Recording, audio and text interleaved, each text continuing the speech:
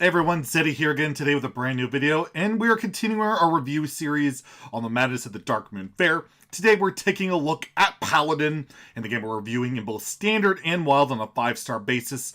5-star being a meta-defining, insanely good card, and 1-star being a deck you're just never going to put in your constructed deck. And yeah, Paladin right now in Standard is basically one archetype with two different variants. It's Libram Paladin. You're either playing pure Libram Paladin or you're playing a Libram Paladin. And, you know, that's basically how those decks are built. You don't really have Aggro Paladin. There's Highlanders kind of fringe. There's a big Paladin. But overall, there's only really two competitive archetypes at the moment. And in Wild, you do have a bit of pure Paladin, but you also have like a Murloc anything Paladin that use Prismatic Lens. You have Odd Paladin. Some people still play Even Paladin. There's some other archetypes out there. Hell, you can still play like Hand Buff Mech Paladin. So a lot of different archetypes that could use some support, but who knows? Maybe there'll be new decks made by these cards. So let's take a look. Let's evaluate the Paladin cards. So first, we're starting off with Redscale Dragon Tamer. It's a 2-mana 2/3 Murloc. Death Rattle, draw a dragon. So it's like a menagerie type kind of card, I suppose. You know, it's a 2-mana 2/3. You know, it draws you a card. I don't know what this is going into. I don't think you're doing a N'Zoth type Paladin deck, and I don't see Dragon Paladin really picking up, not with any of the cards I see in the set. It's kind of just a throwaway card in my opinion. I don't see anything happening with this in Standard or Wild. Maybe you play it in Wild as just a 2/3. To get with tip of scales? I don't think so.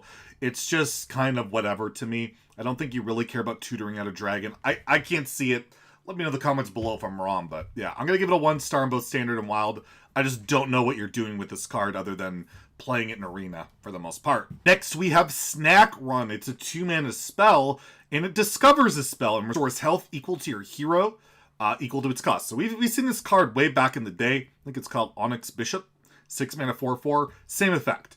And that card saw fringe play back in the day when healing was a bit bad, but overall, Paladin spells were kind of bad, cheap. You didn't get much healing, couldn't reliably get good stuff. But this is 2 mana. It's a lot more flexible. Discovering a spell, as we all know, is very powerful in most classes. Paladin being one of the least powerful, again, because you have a lot of cheap, useless secrets, cards like that can pop up. But with all like the Libram cards these days, getting another one of those can be very powerful. Libram of Justice, a Libram of Hope, things like that, and you get healing at the same time. It's very powerful. I could see this being included just as a value generator, just to get more cards. Maybe Lay on Hands is good for once, you know, off of this, and that's healing for 8. Just a flexible value generating card, and Paladin doesn't have a lot of that. And you can play this in pure Paladin, you can play it in non-pure Paladin, and I think it'll sneak into one of those decks in Standard, so I'm going to give it a 3 there. In Wild, you don't really care about stuff like this at all. All the Paladin decks in Wild are aggro outside of basically the Paladin deck, and this is screws with Prismatic Lens, so you're not going to play it there, but it's not exactly bad or anything. It's just it's going to be very fringe, so I'll give it a 2. Won't give it quite a 1, but yeah, more of a Standard type card. Next, we have Carnival Barker. Speaking of wild cards, it's a 3-mana 3/2. Whenever you summon a 1 health minion, give it +1/+2. Note that it says summon, not play. So if you hero power, your dude's gonna get buffed, and that's pretty good. And in Standard, there is a good amount of 1 health minion support. You have ways of drawing your cards, 1 health minions. You have that 2-mana 3/1 that generates more 1 health minions that you can buff. There's a lot of potential ability with this in like a token aggro deck. It just typically doesn't have the card draw to substantiate it, and it's usually not worth it. I don't think you really run this in like a Libram Paladin because you don't really care about buffing the board that way. I just don't know what archetype this fits into in Standard, and I don't think it's good enough on its own to create one. There is a Corrupt card that gives you Silverhand Recruits, and we have the new Legendary we'll talk about that gives them Divine Shield. I just don't know if it's enough on its own to really elevate all of this stuff to be a playable archetype in Standard. I'm not sold on it, but it could possibly happen. I'm going to give it a 2. I just don't think it's quite there, but maybe you just go all in on like Argent Squires and all these tokens, and it works out. But I just feel like there's not enough redundancy and not enough consistency for that deck to work in Paladin. In Standard. In Wild, you put this in Odd Paladin. It's insane, right? You just put an Odd Paladin. Like, you click the button. You get they're 2/3s. That's crazy. You play this with like Lost in the Jungle. That's insane. You try the Corrupt spell in Odd Paladin. It's just, this is so good. Muster for Battle. This card is ridiculously powerful in Odd Paladin and Wild. It's gonna see play. And you have to kill this thing. Like, if it doesn't die, they're gonna snowball. It's gonna be out of control. I'll give it a 4-star in Wild. It's gonna be really good in Odd Paladin, and not much else. So yeah, I don't think it's like meta warping, meta defining. It's just a really good card in a really good deck. Next, we have a new Paladin secret. Oh my Yogg! 1 mana, and when your opponent casts a spell, they instead cast a random one at the same cost. So it's like a pseudo counter spell. They play a spell and it gets countered, kind of. They play something else. So let's say they're fireballing your face. Instead, they might Cataclysm if it's Wild, right? It's any class spell. It could be insane. It's probably one of the best secrets I've seen for Paladin. It's like an actual counterspell for 1 mana is pretty good. The thing is, does it slide into a deck? And I don't know where it fits. Like, why are you going to run it? I don't think it works. I don't see it really seeing play. And again, opponents can kind of play around it by, like, play their cheapest spell, the one they don't want to get influenced, because what other secret are you going to be playing in Standard, really? Are you going to be playing Redemption? It's not happening. That, like, in a vacuum is kind of good, but at the same time, I just don't see really putting it in your deck. So I'm going to give it a 2. I think it's a fringe card. It's actually pretty good, but I just don't think it's worth a spot in your 30-card deck in Standard. In Wild, the only deck archetype I can think of that would want this is, like, Secret Paladin, which is not good enough. It hasn't been good enough forever. This isn't going to make it good enough. And none of the cards in this set are really going to make Secret Paladin a thing. Just playing stats on curve like that it just doesn't work in 2020. There's not enough synergies compared to, like, Odd Paladin, like that prior card. There's insane synergies going on, so I'll give it a 2 in Wild as well. Again, it's like a fringe card and like a Secret Paladin deck, but yeah, it's a good card. I just can't see it making that spot in a 30-card deck. Just can't see it. Next, we have a little Thraxion the Redeemed. It's a 5-mana 5/5 demon paladin. What the hell? Battlecry for the rest of the game. After you summon a Silverhand Recruit, give it Divine Shield. So your hero power will basically be get an Argent Squire every turn. And of course, there's like some Silverhand Recruit synergies. We'll get to it in a little bit in Standard. But is this good enough? I mean, you could try it in like a Highlander Paladin and really high roll and hit the the upgraded Paladin hero power with your Sir Finley, but that's not likely. Yeah, you could try it. This is like the whole Dude Paladin type thing they're trying to get going in Standard. Again, with the other card, I don't see this being supported enough. I don't see enough redundancy, enough synergy for this to be a viable archetype in Standard. Constant Infinite Divine Shield Recruits is really good. It can be very grindy, but at the same time, I don't feel like there's enough way to generate them in Standard to make this card worth it. So I'm going to give it a 2. I think it's fringe. I think it's okay, but I think it's a card that as it gets more support, then it'll be really good. In Wild, however, you have Odd Paladin. Again, you have Silverhand Recruit up the wazoo. This is an odd cost card. You play this every time you hero power. You're getting 2 Silverhand Recruits with Divine Shield. And you can kind of convert your Odd Paladin deck to be a lot more grindy, to play out the long game where no deck can realistically deal with these infinite Divine Shield Paladin minions forever. It's just not going to be a reality. And then you get a Quartermaster, you get other buffs going. It's just incredible. But it is slow. It is slow for Odd Paladin. He kind of want to win the game on turns 5, 6, all that with your Quartermaster, Lotheb, all that kind of stuff. But maybe you build it more grindy, you put Vine Cleavers, you put a little bit more draw, you do that kind of stuff, and maybe it can fight that long game. But again, when has Wild been about the long game? I don't know. I think you'll see playing Wild, though. I think it's worth it. I think it's worth getting Divine Shields consistently for the rest of the game. It's quite the high roll, and like an Odd Warrior will have a nightmare trying to deal with all of that.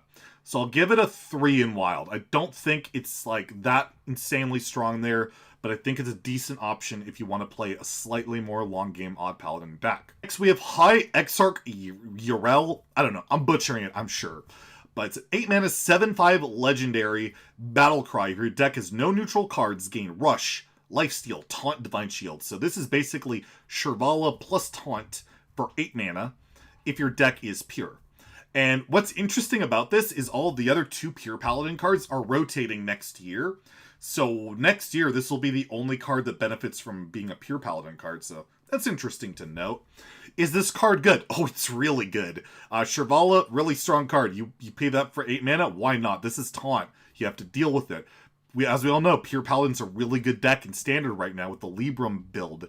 And this just, why would you not put this in there? It's incredible. That's 8 mana healing, 8 mana heal for 7 minimum, because you can put your Librams on there. That's very powerful, and it probably makes the pure version maybe worth it over the Libram Paladin again, because this is a payoff. The pure list didn't have an insane payoff. You got True Silver and some random cards. This is an insane heal, an insane board presence. It's just a really very strong card, insanely strong, but only pure Paladin, one archetype. So I'm gonna give it a 4 out of 5 in Standard. I think it's incredibly strong and definitely can make pure worth running again over Libram. And in Wild, Pure Paladin is a thing. It's not bad. This card obviously will go in it because it's better than any of the other payoff cards. But that deck isn't as good and is, it's too slow for the Wild metagame for the most part. But I'll give it a 3 because I think it'll see play and that deck will continue its tier 3-4 existence. Next, we have the Balloon Merchant. It's a 4-mana 3/5 minion battlecry. Give your Silverhand recruits +1 attack in Divine Shield. So, not odd cost. We don't have to talk about Odd Paladin there. But in Standard, this is one of the other Dude Paladin things. There's quite a few built in. It's a decent stat line, but of course its effect is good, but its effect is only as good as the board you built of Silverhand recruits. And again, in Standard, it's not a lot of incredible ways outside of hero powering and the corrupt spell we'll talk about in a second to generate Silverhand recruits. I just don't see, again, the support, the synergy, the redundancy for this to work. So as a result, I have to give it a 2 again.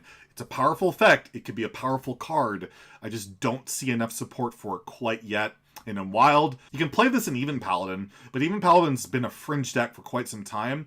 I don't think any of these cards give it enough support to really boost it, but it's a good card in that deck. You have this, and you have the 4-mana 3/4 that adapts. I think it's Stegodon. I can't remember what the name of it is, but it adapts.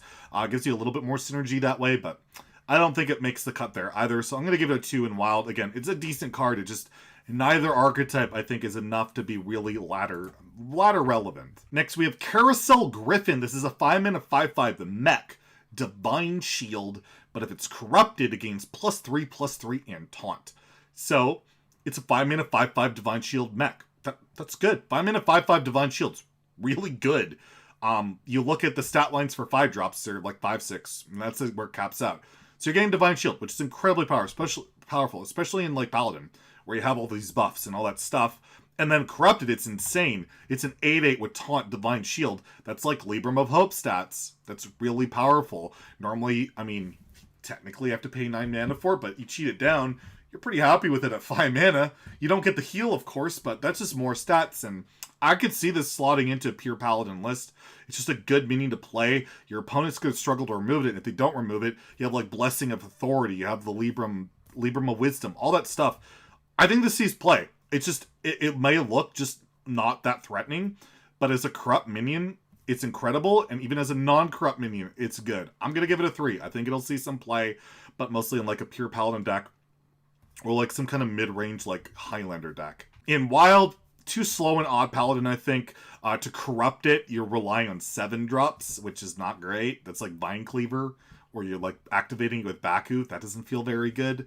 And yeah, 5-mana 5/5 Divine Shield in Wild is a lot worse than a 5/5 Divine Shield in Standard. So I'm going to give it a 2 in Wild. I don't really see it popping up, but again, not the worst thing in the world by any means. We have a new Paladin weapon called Hammer of the Neru. It's a 6-mana 3/3 weapon, so pretty garbage stats. It's 9 damage worth of stuff, but Battlecry, summon a 6/6 Holy Elemental with Taunt, so got some N'Zoth synergy maybe? Get a taunt back, but you could play this in a big Paladin, right? You don't want to run minions. That many minions want Commencement to be really good. That can be solid. Or you just play this because it's 9 damage of weapon and a 6/6 taunt for 6, which is pretty good.